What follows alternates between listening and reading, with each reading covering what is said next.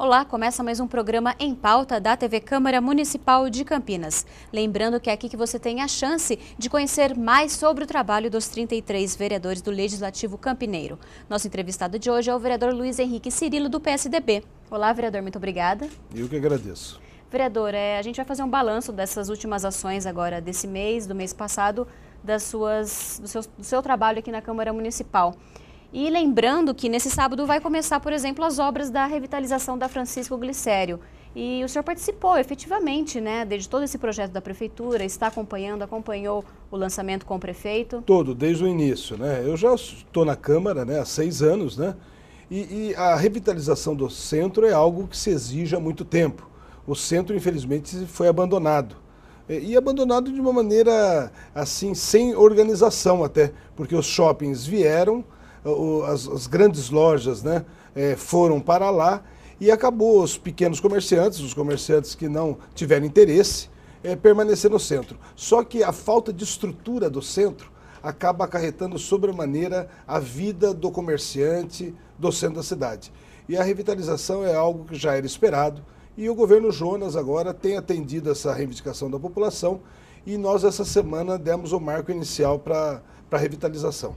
Tá certo. E também, lembrando que também na Vila Esperança, o vereador participou também, você fez indicação para a Vila Esperança, né, vereador, para pavimentação ali naquela região. Há 5 anos atrás, Pamela, quando havia ainda já demanda, né, eu tenho amigos, eu tenho assessores que moram naquela região e especialmente no bairro Vila Esperança. Então eu sentia desde então a necessidade de chegar ao progresso.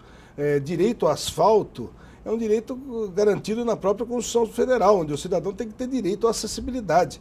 É uma previsão já garantida. Só que cabe ao poder público tentar viabilizar. Houve a possibilidade, através do PAC, Programa de Aceleramento do Crescimento, que houvesse a disponibilização de verba para a pavimentação.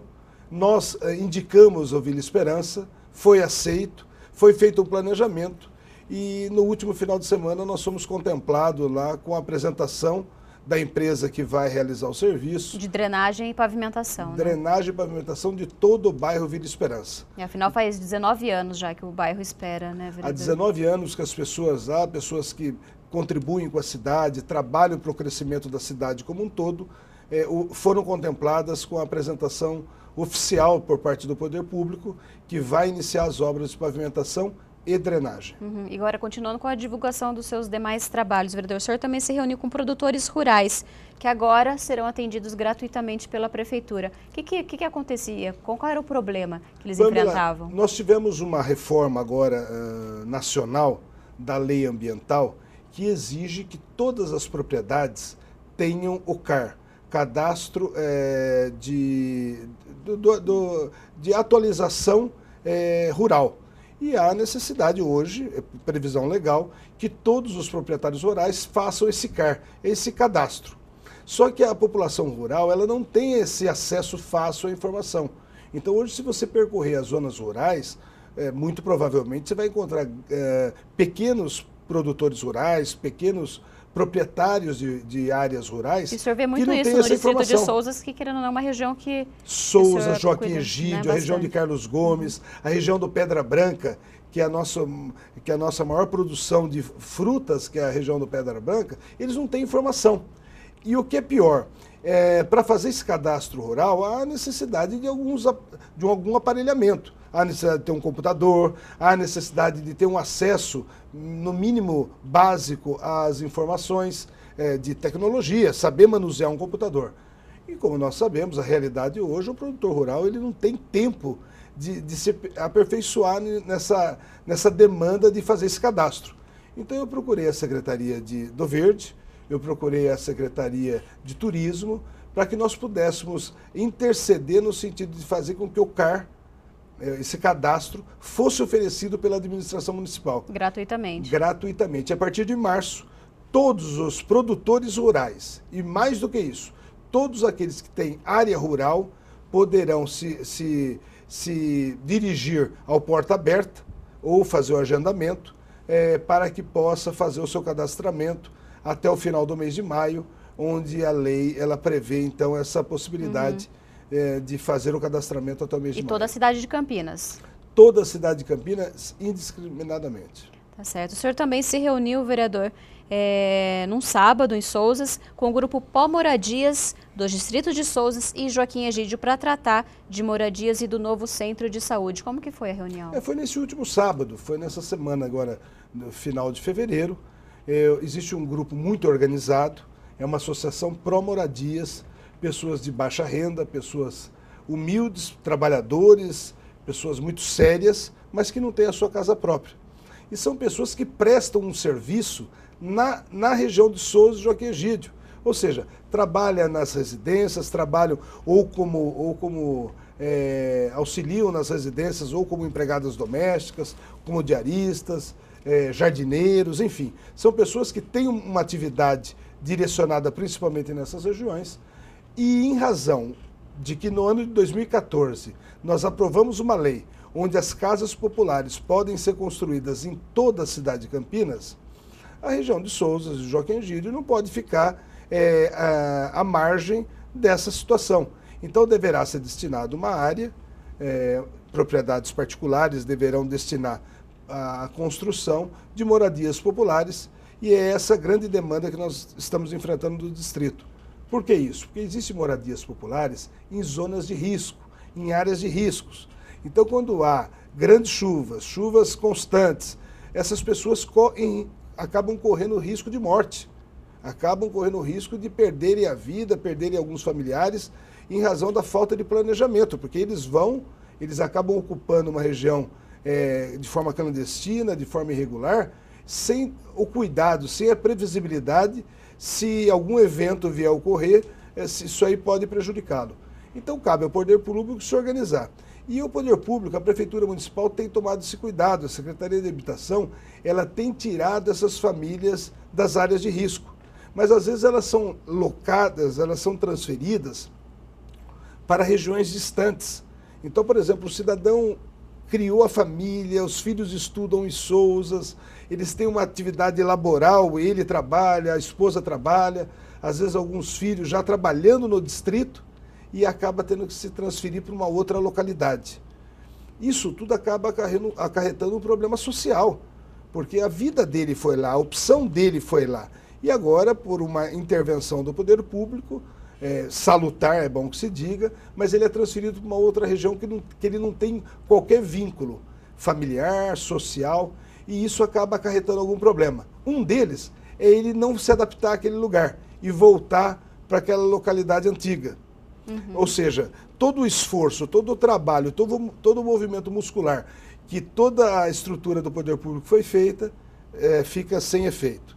Então, cabe a nós, do poder público, equalizarmos a situação, qual seja, de fazer a residência familiar para essas pessoas de baixa renda, aonde ele constituiu a sua família, aonde ele constituiu o seu núcleo social, para causar o menor impacto possível na vida daquela família. Uhum. E o senhor fez chegar até a prefeitura através de uma indicação? Como que foi? Na verdade, essa associação já existe há algum tempo.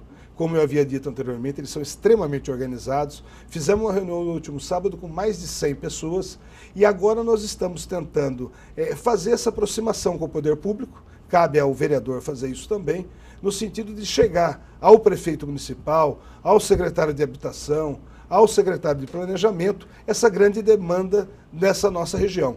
E eu não posso me curvar diante dessa responsabilidade e já estou fazendo os agendamentos já para o início de março. Uhum. E quanto ao o novo Centro de Saúde de Sousas, vereador? Então, nesse mesmo dia, você lembrou bem, nesse mesmo dia nós tratamos também do Centro de Saúde de Sousas, do novo Centro de Saúde de Sousas. Como todos sabem, ou aquelas pessoas que nos acompanham, eu tenho nesses 6 anos tentado travar uma grande discussão para que a gente possa melhorar os centros de saúde daquela região.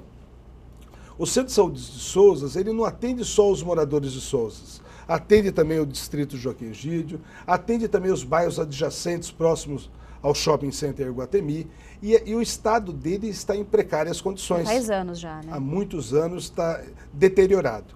E eu havia conseguido uma verba com o deputado Carlão Sampaio, uma verba federal, para que nós pudéssemos melhorar o centro de saúde hoje existente. Mas surgiu uma boa possibilidade, o governo Jonas acenou com a possibilidade de nós implantarmos um novo centro de saúde, sem que haja o fechamento do existente. Esse novo centro de saúde provavelmente será no Jardim Conceição, e isso vai sobremaneira... E só tem um ali no Distrito de Souza? Só temos um centro de saúde em precárias condições. Pelo aumento da população ali naquela região, significativa, né? E com a implantação desse novo centro de saúde, que já conseguimos o terreno será no Jardim Conceição. Quando eu falo conseguimos dentro de um campo verbal de negociação, de discussão. A prefeitura cedeu o terreno do Jardim Conceição. Agora eu estou cuidando da parte documental, para que possa efetivamente legalizar essa concessão. A partir daí, nós estamos trabalhando também no sentido de viabilizar a verba para que possa posteriormente ser construído. Tá certo. E, vereador, o senhor também acompanhou o início das obras de melhorias na CEMEI Zoe Valente Belóquio, que fica aqui na região sul de Campinas, né, próximo ao Von Zuben, Jardim Von Zuben. Isso, próximo ao Carrefour aqui da saída para Valinhos. O que acontece, eu tenho a coordenadora pedagógica, uma amiga, uma conhecida antiga, ela me procurou com a demanda que a escola estava em precárias condições. As copas das árvores muito grandes estavam já há anos danificando os telhados, e ali nós temos aproximadamente 450 crianças. É um número alto, é um número significativo, de crianças totalmente indefesas. Então, goteiras, alagamento, todas essas adversidades já estavam ocorrendo nessa casa de ensino. Então, quando ela me procurou, eu no final de janeiro, rapidamente procurei a Secretaria de Educação, e a Secretaria de Educação ela tem verba para que possa fazer essas melhorias nas escolas municipais. E de pronto fui atendido, até quero fazer um registro, cumprimentar a secretária de Educação, cumprimentar o diretor Maurilei, e em prazo de 15 dias, acho que é um recorde, mas ninguém se procura quebrar recordes. O que nós queremos destacar é a atenção que tiveram com relação a essa escola. Prazo de 15 dias já começou a reforma, e ontem eu tive a grata surpresa que provavelmente essa semana termina uma grande reforma nessa escola, possibilitando, né, que essas crianças e jovens possam ter um estudo, o início de aprendizado de forma digna e trazendo segurança principalmente aos seus pais, né, que deixam lá seus filhos e querem o retorno deles com a mesma integridade física que lá deixaram. Uhum. Vereador, eu destaquei algumas das indicações que o senhor realizou nesse último mês, mas o senhor pode ficar à vontade agora para falar de outros trabalhos que a gente não tenha falado aqui. Pamela, eu agradeço a oportunidade e eu quero me dirigir a você, ao telespectador que nos acompanha. Hoje nós vivemos uma crise hídrica muito séria, muito grave em todo o país, mas vamos destacar o estado de São Paulo, em especial a nossa região de Campinas. E eu não posso ficar alheio a essa grande discussão. E não adianta só discutir. O vereador tem que cruzar os braços e apresentar soluções e contribuir para que o prefeito possa implantar essas medidas para que nós possamos melhorar alguma coisa no que se refere à crise hídrica. E eu apresentei 2 projetos. Um é bastante simples, um é um projeto mais educacional, onde procura fazer com que as escolas públicas municipais os alunos, as crianças, tenham consciência do uso racional que se deve dar à água e à energia elétrica. Essas crianças hoje, futuros adultos amanhã, terão uma qualificação, terão um conhecimento mais aprofundado. Isso pode ser ministrado pelos próprios professores, mas não vai participar da grade curricular, não vai brigar, não vai reprovar, não vai haver nenhum tipo de questionamento, mas vai com certeza contribuir para que aquelas crianças, futuros adultos, possam ter uma melhor conscientização. E a outra é criar cisternas nas repartições públicas e nas residências particulares, fazendo com que nós possamos reutilizar a água da chuva para lavar as calçadas, lavar carro, sem utilizar a água recebida pela Sanasa. Eu acho que com isso, possibilitando isso, o contribuinte vai ter a possibilidade de lavar o seu carro, a sua calçada, a sua casa, sem usar a água tratada da Sanasa. E é um projeto autorizativo que acabou obrigando? Na verdade é o seguinte, é um projeto que não causa imposição de multa ao cidadão. Que dispõe, né? É um projeto que dispõe sobre a instalação de cisterna. Porque hoje, se você fizer uma cisterna na sua casa e não usar a água da Sanasa, você é multado, porque você é obrigado a usar a água da Sanasa. Nós estamos criando a possibilidade do cidadão criar a cisterna para que ele possa reutilizar essa água, claro, não potável, para que ele possa lavar a calçada, lavar seu carro ou utilizar, desde que não seja para que ele possa ingerir ou vir a consumir. Hoje em dia é essencial. Hoje ter uma cisterna em casa já faz parte da construção, não tem como, Mas você sabe, Pamela... Para pensar no futuro. E também eu quero reapresentar esse ano um projeto de lei que fala do aquecedor solar nas casas populares. Eu apresentei esse projeto no ano 2009, o prefeito na época vetou, mas hoje eu acho que eu adquiro mais força aqui dentro dessa casa, pretendo convencer meus pares que colocar o aquecedor solar numa casa popular, ele acaba encarecendo 4% na construção. É algo, não é significativo, perto do benefício que Campinas vai dar para o Estado, para o planeta, no que se refere ao consumo de energia elétrica.